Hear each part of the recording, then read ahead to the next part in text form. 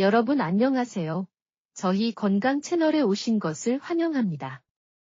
만약 이번이 처음으로 저희 프로그램을 시청하시는 분이라면 구독 버튼을 누르고 알림 설정을 켜주시기 바랍니다. 그러면 매주 정성껏 준비하는 건강 정보를 놓치지 않으실 수 있습니다. 오늘 여러분과 함께 나누고자 하는 것은 매우 중요한 건강 주제로 이 문제가 지금 여러분이나 주변의 가족분들을 괴롭히고 있을지도 모릅니다.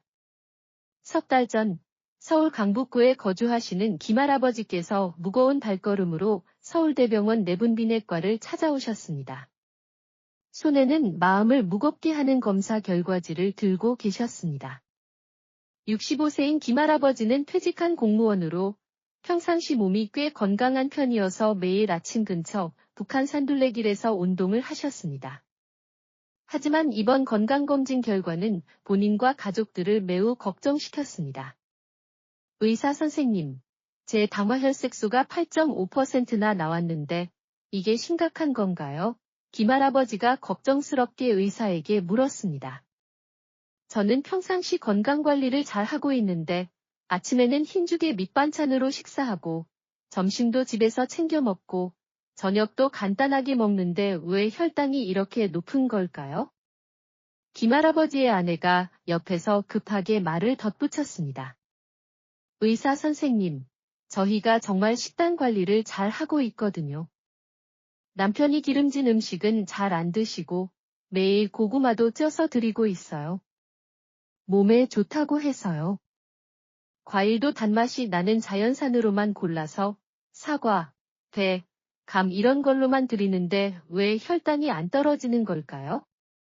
내분비내과 의사는 김할아버지 부부의 이야기를 듣고 고개를 끄덕이며 말했습니다. 김 선생님, 부인께서 정성스럽게 챙겨주시는 마음은 충분히 이해하지만 혈당 조절에 대한 식단 개념에서 몇 가지 오해가 있으신 것 같습니다. 담백하다고 해서 건강한 것이 아니고 실제로 드시고 계신 많은 음식들이 혈당 지수가 높은 음식들이어서 오히려 혈당을 급격히 올릴 수 있습니다. 의사는 계속해서 설명했습니다. 흰죽 같은 경우 겉보기에는 담백해 보이지만 쌀이 완전히 호화되어 있어서 몸에서 매우 빠르게 흡수되어 혈당이 급격히 상승합니다. 그리고 고구마나 과일들도 천연이긴 하지만 당분 함량이 높아서 양과 시간을 조절하지 않으면 혈당 조절에 불리합니다. 이 말을 듣고 김할아버지 부부는 매우 놀랐습니다. 그러면 저희가 뭘 어떻게 먹어야 하나요? 할머니가 물었습니다. 의사는 먼저 영양상담을 받아보시라고 권하며 김할아버지에게 맞춤형 혈당 관리 식단을 짜보자고 제안했습니다. 영양사 상담실에서 김할아버지는 자신의 식습관을 자세히 설명했습니다. 영양사는 김할아버지의 평소 식단이 겉보기에는 담백해 보이지만 실제로는 많은 혈당 지뢰가 숨어 있다는 것을 발견했습니다. 아침에 흰죽과 밑반찬은 죽의 혈당 지수가 높을 뿐만 아니라 젓갈류 밑반찬에도 적지 않은 당분과 첨가물이 들어 있었습니다. 점심은 집에서 먹긴 하지만 흰쌀밥이 주식이고 반찬도 무, 감자 같은 뿌리채소 위주여서 이런 것들이 모두 혈당을 올릴 수 있었습니다. 영양사가 가장 걱정한 것은 김할아버지의 과일 섭취 습관이었습니다. 매일 오후에 과일을 한 대접씩 드시는데 사과, 배, 감, 단감 등 당분이 높은 과일들을 양도 적지 않게 드시고 계셨습니다. 김할아버지, 사과 한 개의 당분이 밥 한 공기의 당분과 비슷하다는 거 아시나요? 영양사가 부드럽게 설명했습니다. 자세한 식단 분석과 혈당 모니터링 기록을 통해 영양사는 김할아버지를 위한 개인 맞춤형 혈당 조절 식단 계획을 세웠습니다. 이 계획은 탄수화물이나 과일을 완전히 끊는 것이 아니라 똑똑하게 선택하고 양을 조절하는 법을 배우는 것이었습니다. 석 달 후, 김할아버지가 다시 병원에서 검사를 받았을 때의 결과는 모든 사람을 놀라게 했습니다. 당화혈색소가 8.5%에서 6.8%로 떨어져 이상적인 조절 목표에 근접했습니다. 더 중요한 것은 김할아버지가 정신이 맑아졌다고 느끼고 체중도 3kg 감량되어 전체적으로 더 활기차 보였다는 것입니다. 알고 보니 혈당 조절이 굶는 게 아니라 제대로 된 음식을 먹는 거였군요. 김할아버지가 기쁘게 말했습니다. 이제 어떤 음식을 선택하고 어떻게 조합해야 하는지 알게 되어서 혈당도 안정되고 사람도 편해졌어요. 김할아버지의 이야기는 사실 많은 한국 중장년 분들의 축소판입니다. 질병관리청 통계에 따르면 한국의 당뇨병 유병률은 세계적으로 상당히 높은 수준이며 특히 50세 이상 연령층에서는 4명 중 1명이 혈당 문제를 갖고 있습니다. 하지만 많은 분들이 김할아버지처럼 자신이 건강하게 먹고 있다고 생각하면서도 실제로는 많은 혈당 지르를 밟고 있습니다. 오늘 우리는 혈당이 정확히 무엇인지, 왜 높아지는지, 한국인의 일반적인 식습관 중에서 어떤 것들이 혈당 킬러인지, 그리고 어떻게 똑똑한 식단 선택을 통해 효과적으로 혈당을 조절할 수 있는지에 대해 깊이 있게 알아보겠습니다. 오늘의 내용이 김할아버지와 같은 더 많은 분들이 올바른 혈당 조절 방법을 찾는 데 도움이 되기를 바랍니다. 먼저 혈당이 정확히 무엇인지 알아보겠습니다. 혈당은 혈액 중의 포도당 농도로 우리 몸의 가장 주요한 에너지원입니다. 정상인의 공복 혈당은 70에서 100mg/dl 사이여야 하고 식후 2시간 혈당은 140mg/dl를 넘지 않아야 합니다. 공복 혈당이 126을 넘거나 식후 혈당이 200을 넘으면서 반복적으로 나타나면 당뇨병으로 진단될 수 있습니다. 하지만 일회성 혈당 수치만으로는 부족하고 더 중요한 지표인 당화혈색소를 봐야 합니다. 영어로는 HbA1c라고 하는데 이 수치는 지난 두세 개월간의 평균 혈당 상황을 반영하는 혈당 성적표 같은 것입니다. 정상인의 당화혈색소는 5.7% 이하여야 하고 6.5%를 넘으면 당뇨병 진단 기준에 해당합니다. 김할아버지의 8.5%는 이미 기준을 훨씬 넘어선 수치여서 의사가 그렇게 걱정했던 것입니다. 한국에서는 제2형 당뇨병이 가장 흔한 당뇨병 유형으로 전체 당뇨병 환자의 95% 이상을 차지합니다. 이런 당뇨병은 주로 인슐린 저항성과 인슐린 분비 부족으로 인해 발생하며 우리의 생활습관, 식습관과 밀접한 관련이 있습니다.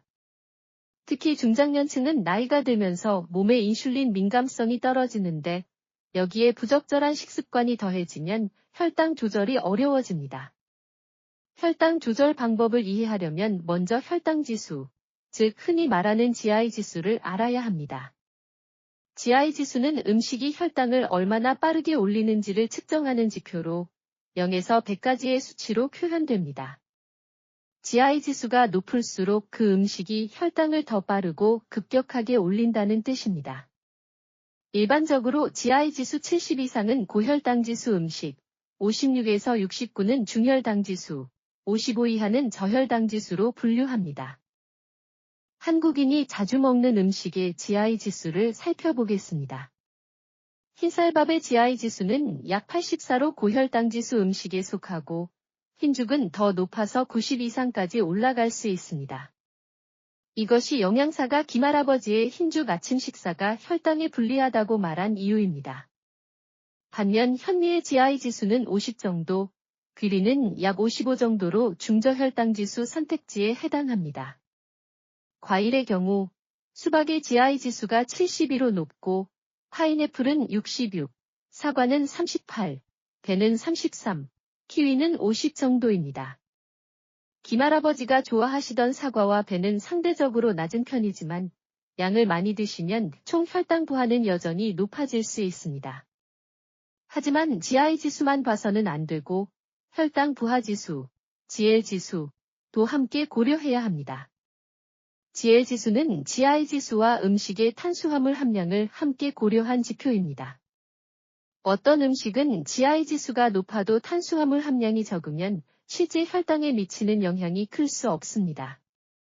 반대로 GI 지수가 그리 높지 않아도 많이 먹으면 총 혈당 부하가 높아집니다. 이것이 바로 양 조절이 중요한 이유입니다.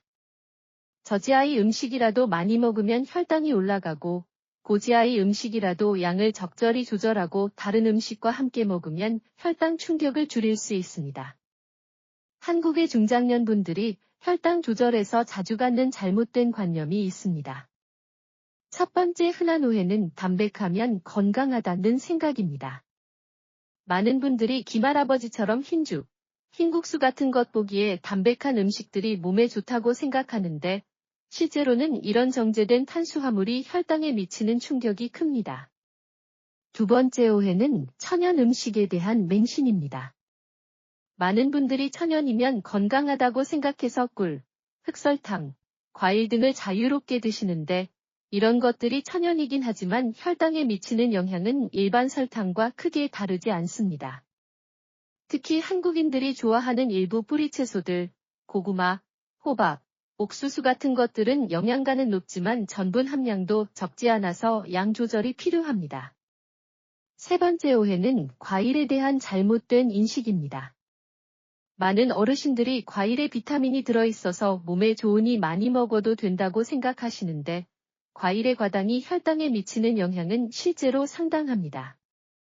특히 단맛이 강한 일부 과일들, 곶감, 단감, 포도 등은 당분 함량이 높습니다. 올바른 방법은 저당 과일을 선택하고 양을 조절하며 적절한 시간에 먹는 것입니다. 한국의 식문화도 혈당 조절에 특별한 도전을 가져다 줍니다. 쌀밥을 주식으로 하는 습관 때문에 많은 분들이 밥 없는 한 끼를 상상하기 어려워합니다. 하지만 흰쌀밥은 GI 지수가 높고 한국인들이 먹는 양도 비교적 많아서 밥 한 공기에는 약 60g의 탄수화물이 들어있어 각설탕 15개의 당분에 해당합니다. 한국의 전통 음식 문화도 혈당 조절에 큰 도전입니다. 한국의 전통 음식들이 많긴 하지만 대부분 고당분, 고염분 음식이 많습니다. 불고기, 갈비, 떡볶이, 비빔밥 같은 음식들이 모두 혈당을 빠르게 올릴 수 있습니다. 겉보기에 건강해 보이는 음식들, 예를 들어 잡채, 냉면도 주성분이 모두 탄수화물입니다. 전통 한국 디저트는 말할 것도 없습니다. 팥죽, 식혜, 수정과 호떡 등은 모두 많은 당분을 함유하고 있습니다. 많은 어르신들이 이런 것들이 전통 음식이라서 비교적 자연스럽고 건강하다고 생각하시지만 실제로는 혈당에 미치는 타격이 큽니다. 명절 음식도 문제입니다. 설날의 떡국, 추석의 송편, 한식의 화전 등 이런 은경 음식들은 대개 고당분, 고지방이지만 전통과 정서적 요인 때문에 완전히 피하기는 어렵습니다. 이때는 더 똑똑한 전략이 필요한데 양 조절, 다른 식사 조정, 운동 증가 등입니다. 일상 쇼핑에서도 많은 분들이 식품 표시에 현혹됩니다. 무설탕이 무탄수화물과 같지 않고 무설탕으로 표시된 많은 식품들이 실제로는 많은 전분이나 대체 감미료를 함유하고 있습니다. 천연 과당은 건강해 보이지만 혈당에 미치는 영향은 일반 설탕과 비슷합니다. 건강을 표방하는 일부 식품들, 예를 들어 귀리과자, 통밀빵도 설탕이 첨가되면 GI 지수가 여전히 높을 수 있습니다. 숨겨진 당분은 더욱 방어하기 어렵습니다. 많은 분들이 모르시는 것이 케첩, 마요네즈, 조미료, 심지어 일부 짠 음식에도 당분이 들어갈 수 있다는 것입니다. 육류포, 어포, 새우젓 같은 한국인이 좋아하는 식품들의 당분 함량도 사실 적지 않습니다. 영양성분표를 올바르게 해석하는 법을 배워야 하는데 먼저 봐야 할 것은 당분 함량이 아니라 탄수화물 함량입니다. 모든 탄수화물이 최종적으로 혈당으로 전환되기 때문입니다. 다음으로 양에 주의해야 하는데 표시상의 수치는 보통 1인분을 기준으로 하지만 실제 섭취량은 1인분보다 많을 수 있습니다. 이제 과학적인 혈당 조절의 식단 원칙을 말씀드리겠습니다. 첫 번째 원칙은 양질의 탄수화물을 선택하는 것입니다. 양질의 탄수화물이란 무엇일까요? 간단히 말하면 풍부한 섬유질과 영양소를 함유하고 있으면서 GI 지수가 낮은 탄수화물입니다. 한국에서 비교적 구하기 쉬운 양질의 탄수화물로는 현미, 잡곡밥, 귀리, 고구마, 감자 등이 있습니다. 이런 음식들은 GI 지수가 낮을 뿐만 아니라 함유된 식이섬유가 혈당 안정화에 도움이 됩니다. 하지만 주의할 점은 양질의 탄수화물이라도 양 조절은 여전히 중요하다는 것입니다. 일반적으로 한 끼의 전분류 음식은 주먹 크기를 넘지 않는 것이 좋습니다. 전곡류는 좋은 선택이지만 구매할 때 이름에 현혹되지 않도록 주의해야 합니다. 진짜 전곡류 식품은 성분표의 첫 번째 자리에 전곡류가 표시되어야 하며 정제곡류에 전곡류를 조금 넣은 것이어서는 안 됩니다. 한국에서는 현미, 발화현미, 귀리, 통밀빵 등을 선택할 수 있습니다. 콩류도 매우 좋은 탄수화물 공급원입니다.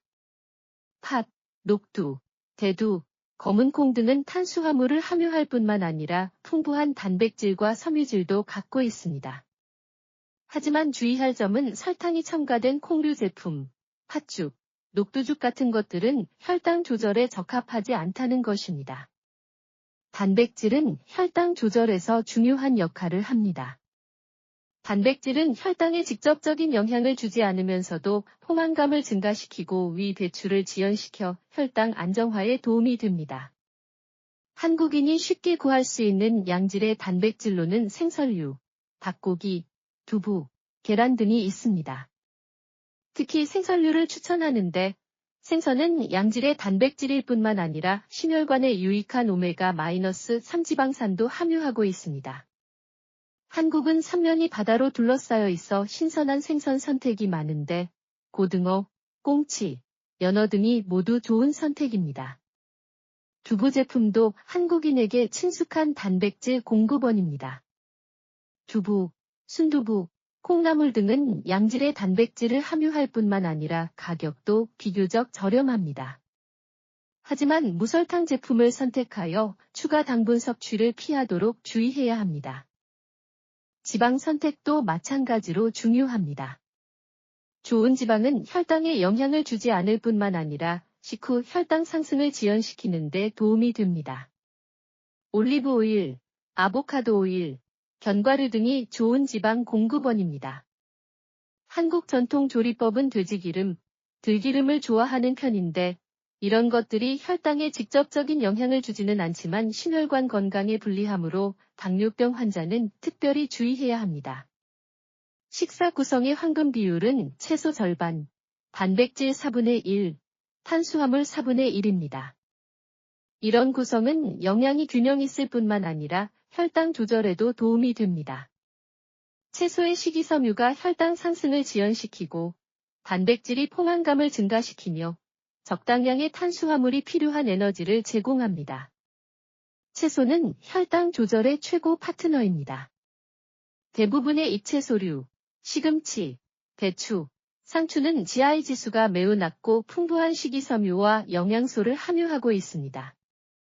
뿌리채소는 양에 주의해야 하는데 당근, 무 같은 것들이 영양은 있지만 천연 당분을 일부 함유하고 있기 때문입니다. 과일 선택은 특별히 조심해야 합니다. 과일이 비타민과 미네랄을 함유하고 있긴 하지만 과당이 혈당에 미치는 영향이 적지 않습니다. 저당 과일, 토마토, 사과, 키위, 베리류를 선택하는 것이 좋습니다. 고당 과일인 수박, 파인애플, 포도, 감 등은 적게 먹거나 피해야 합니다. 과일 섭취 시간도 중요합니다. 시간에 먹는 것이 가장 좋고 식후 바로 먹지 않는 것이 좋습니다.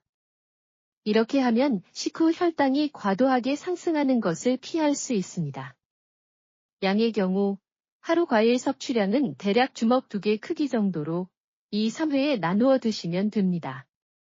식사 시기와 순서도 혈당 조절에 영향을 줍니다. 규칙적인 식사 시간은 혈당 안정화에 도움이 되어 혈당이 크게 오르락내리락 하는 것을 피할 수 있습니다. 삼시세끼를 정시에 정량으로 드시고 폭식이나 장시간 굶는 것을 피하는 것이 좋습니다. 식사 순서도 중요합니다. 채소를 먼저 먹고 그 다음 단백질, 마지막에 전분류를 먹는 것이 좋습니다. 이런 순서는 식이섬유가 먼저 장에 도달하여 후속 음식의 흡수를 지연시켜 혈당 조절에 도움이 됩니다.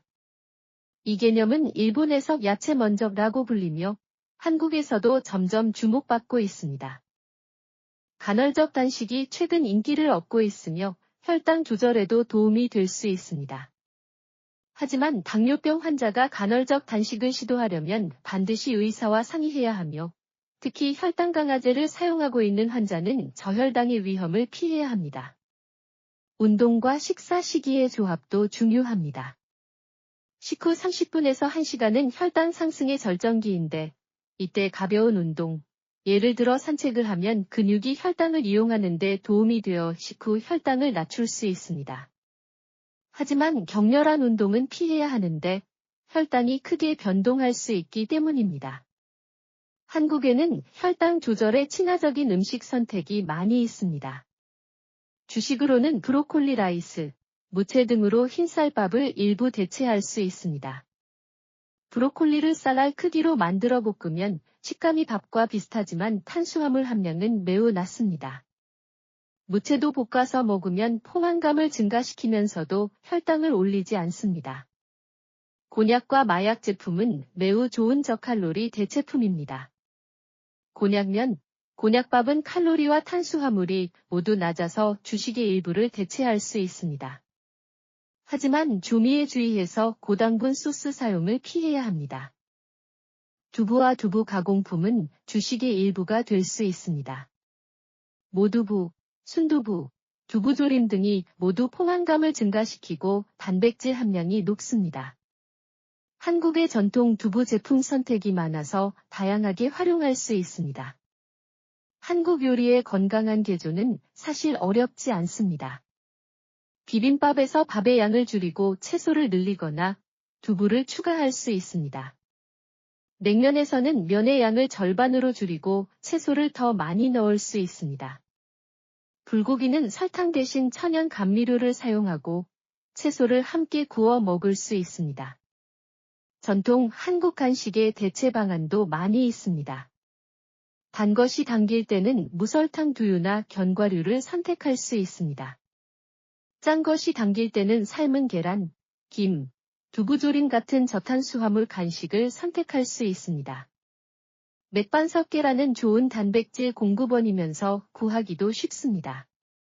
혈당 조절에 친화적인 한국 간식으로는 무설탕 두유, 아몬드차, 무설탕, 오미자차, 무설탕 등이 있습니다. 이런 전통 음료들이 설탕을 넣지 않으면 혈당에 미치는 영향이 매우 적으면서도 일부 영양소를 제공할 수 있습니다. 집에서 만드는 건강한 간식도 좋은 선택입니다. 아몬드 가루, 코코넛 가루를 사용해서 저탄수화물 간식을 만들고 대체 감미료나 천연 감미료로 맛을 낼 수 있습니다. 구운 채소칩, 견과류도 매우 좋은 간식 선택입니다. 혈당 모니터링은 혈당 조절 과정에서 빠질 수 없는 도구입니다. 가정용 혈당 측정기를 통해 언제든지 혈당 상황을 파악하고 즉시 식습관과 생활습관을 조정할 수 있습니다. 한국에서는 건강보험이 혈당 시험지를 급여하므로 당뇨병 환자는 정기적으로 받을 수 있습니다. 모니터링 시기가 중요합니다. 최소한 공복 혈당과 식후 2시간 혈당을 측정하는 것이 좋습니다. 공복 혈당은 기본적인 혈당 상황을 반영하고 식후 혈당은 음식이 혈당에 미치는 영향을 반영합니다. 혈당 조절이 불안정하면 측정 횟수를 늘려야 할 수도 있습니다. 식습관 일기를 작성하는 것은 매우 유용한 습관입니다. 매 끼니마다 무엇을 얼마나 먹었는지, 식후 혈당이 어떻게 변화했는지 기록하면 개인의 문제 음식을 찾는 데 도움이 됩니다. 사람마다 음식에 대한 반응이 다르므로 기록을 통해 자신에게 가장 적합한 식습관 패턴을 찾을 수 있습니다. 기록 내용에는 식사 시간, 음식 종류와 양, 식전 식후 혈당, 운동 상황, 감정 상태 등이 포함됩니다. 현재 많은 스마트폰 앱이 기록을 도와주어 이 과정을 더 간단하게 만들어줍니다. 의료진과의 협력은 성공적인 혈당 조절의 핵심입니다. 정기적인 진료는 병세 변화를 모니터링할 뿐만 아니라 치료 계획을 조정할 수도 있습니다. 영양사의 전문적인 조언은 식습관 조정에 매우 도움이 되며 특히 혈당 조절 식습관을 배우기 시작할 때 더욱 그렇습니다. 한국에는 많은 병원이 당뇨병 교육센터를 운영하여 완전한 케어 서비스를 제공합니다. 의사와 영양사 외에도 당뇨병 교육간호사가 생활지도를 제공할 수 있습니다. 이런 자원들을 잘 활용하시기 바랍니다. 혈당 조절 식습관의 실용적인 팁은 장보기부터 시작됩니다. 똑똑한 식재료 구매가 혈당 조절을 효과적으로 만들 수 있습니다. 쇼핑 리스트를 작성해서 충동적인 고당분 식품 구매를 피하는 것이 좋습니다. 신선한 식재료를 선택하고 가공식품을 줄이세요. 영양성분표를 읽고 저당, 고섬유 제품을 선택하세요. 주방에 혈당 조절 식재료를 상시 비축해두세요. 귀리, 현미, 콩류, 견과류, 올리브 오일 등입니다. 이렇게 하면 갑자기 요리해야 할 때 건강한 선택지가 있습니다. 냉동 채소도 좋은 백업 플랜인데 영양가는 신선한 채소에 뒤지지 않으면서도 보관 기간이 깁니다. 일주일 식단 계획을 세우면 즉흥적인 잘못된 식사를 피할 수 있습니다. 주말에 시간을 내서 다음 주 메뉴를 계획하고 일부 반조리 식품을 준비하면 평일에 바쁠 때 건강하지 못한 음식을 선택하는 일이 없을 것입니다. 외식할 때는 특별히 조심해야 합니다. 한국의 외식은 대체로 짜고 달며 당분과 나트륨 함량이 모두 높습니다. 맞춤 주문이 가능한 식당을 선택하여 덜 달고 덜 짜게 요청하는 것이 좋습니다. 뷔페는 좋은 선택인데 직접 요리와 양을 조절할 수 있기 때문입니다. 조리법의 개선도 중요합니다. 튀김, 탕수, 조림 등 고당고지방 조리법을 줄이고 찜, 삶기, 굽기, 무침 등 건강한 방법을 많이 사용하세요. 조미료 선택도 주의해야 하는데 천연 향신료를 많이 사용하고 당분이 들어간 조미장을 적게 사용하세요.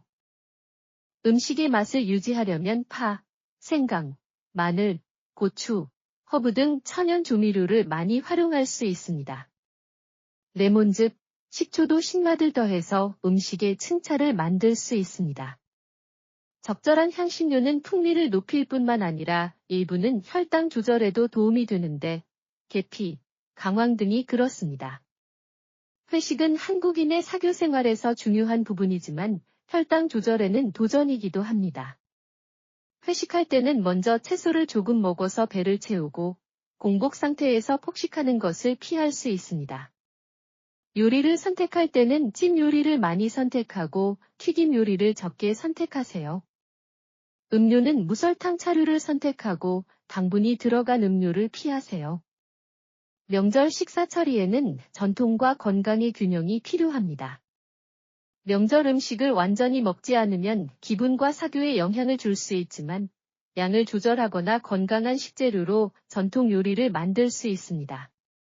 예를 들어 현미로 떡을 만들거나 대체 감미료로 한과를 만드는 것입니다. 여행 외식은 더욱 도전적인데 선택이 제한적이고 식습관 규칙을 쉽게 깨뜨릴 수 있기 때문입니다.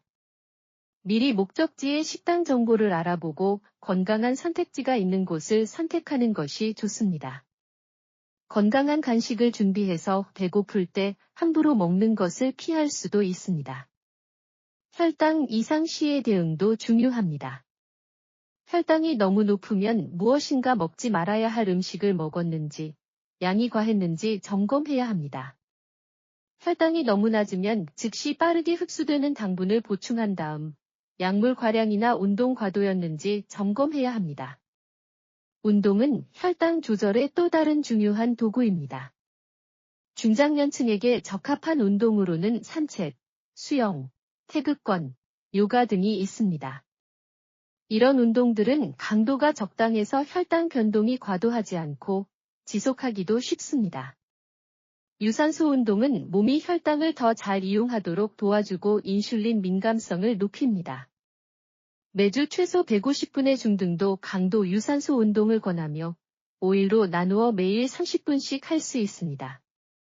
저항 운동도 마찬가지로 중요한데 근육량을 늘리고 기초대사율을 높일 수 있습니다.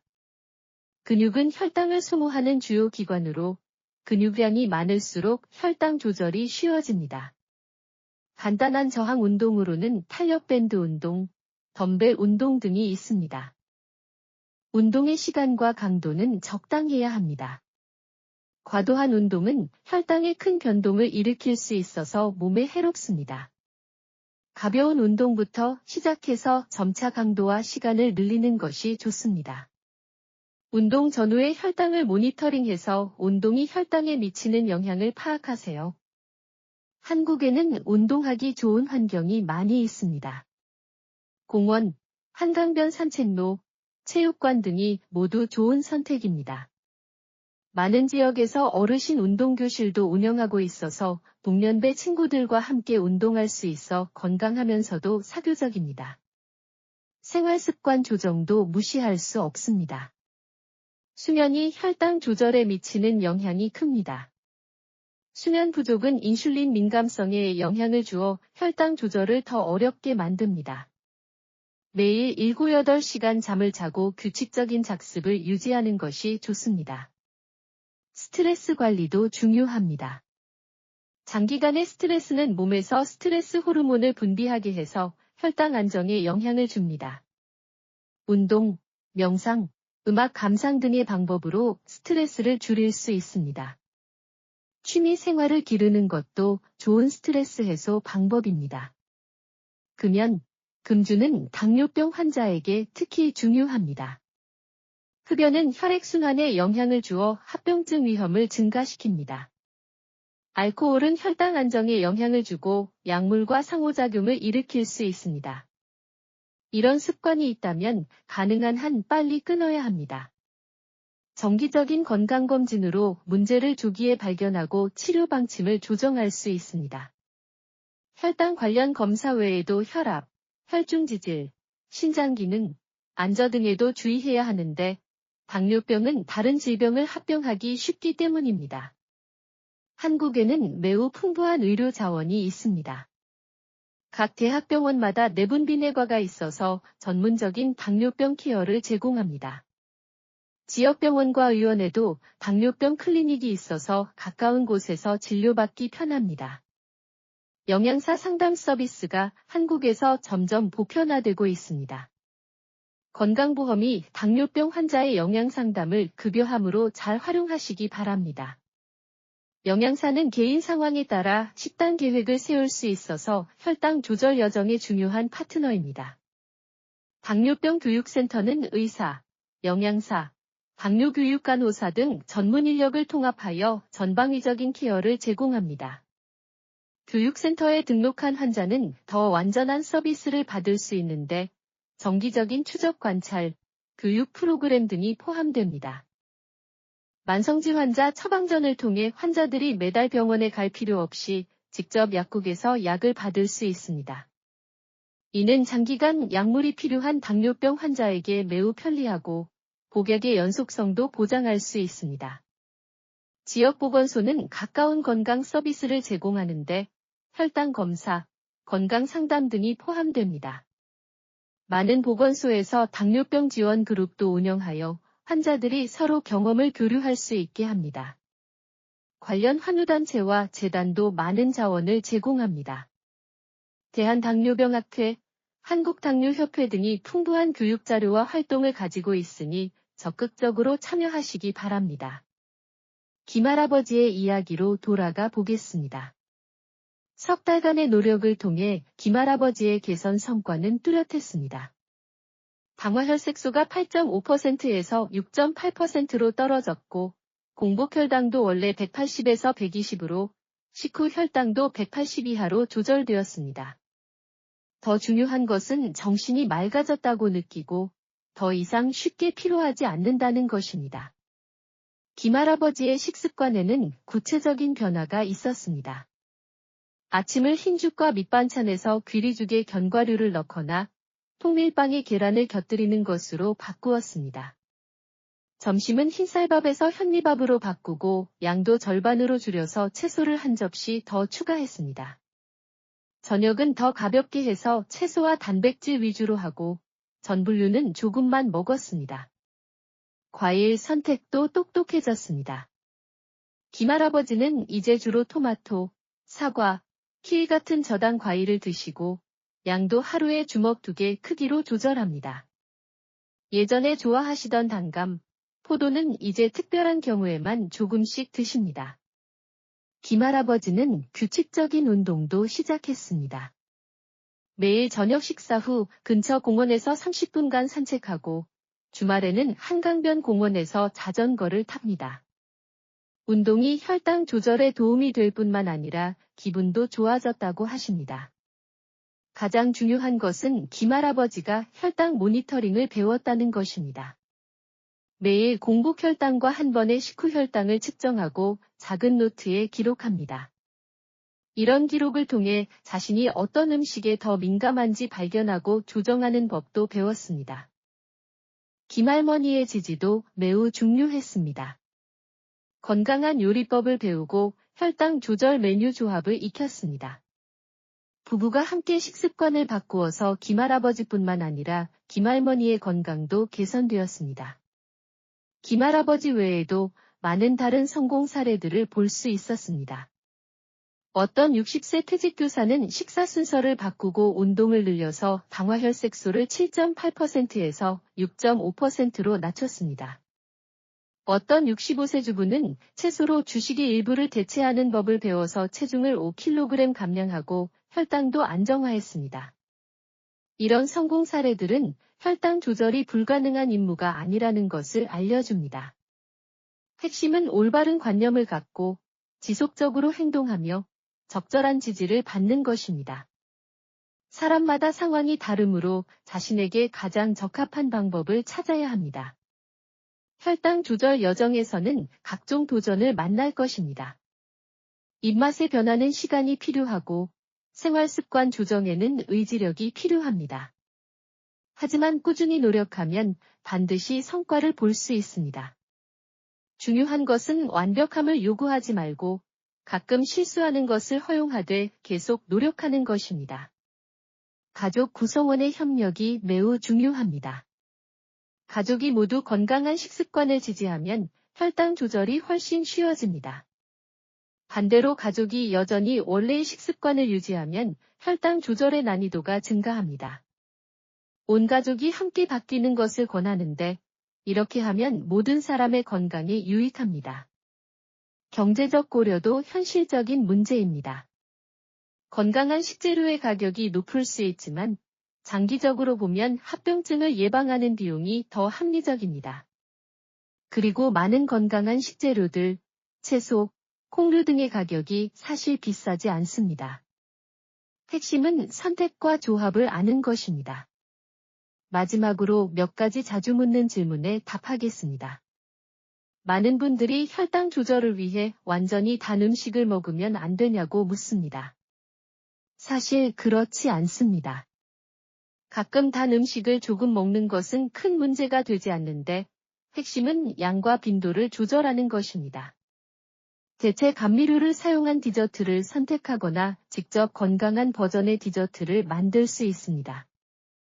대체 감미료 사용에 대해서는 현재 연구에 따르면 적당량 사용하는 것은 안전합니다. 흔한 대체 감미료로는 아스파탄, 수크랄로스, 에리스리톨 등이 있습니다. 하지만 주의할 점은 일부 대체 감미료가 가벼운 설사 작용이 있을 수 있으므로 사용할 때 양에 주의해야 한다는 것입니다. 혈당 조절과 체중 감량은 상호 보완적인 경우가 많습니다. 혈당 조절의 식단 원칙은 보통 체중 관리에도 도움이 됩니다. 체중 감량도 인슐린 민감성을 개선해서 혈당 조절을 쉽게 만듭니다. 하지만 주의할 점은 체중 감량 속도가 너무 빠르면 안 되는데 혈당 안정에 영향을 줄 수 있기 때문입니다. 약물과 식단의 조합도 중요합니다. 혈당 강화제를 사용하고 있다면 식단을 조정할 때 특별히 조심해야 하는데 혈당이 너무 낮아지는 것을 피해야 합니다. 어떤 대폭적인 식단 변화든 먼저 의사와 상의해야 합니다.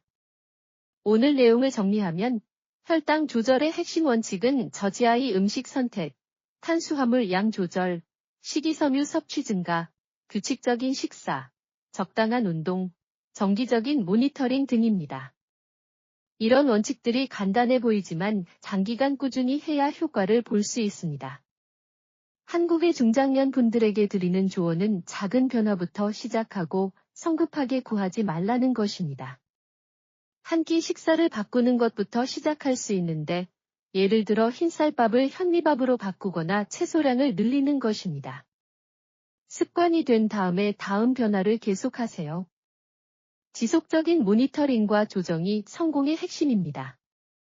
혈당 조절은 동적인 과정으로 몸의 상태, 생활 변화에 따라 전략을 조정해야 합니다. 일시적인 좌절 때문에 포기하지 마세요.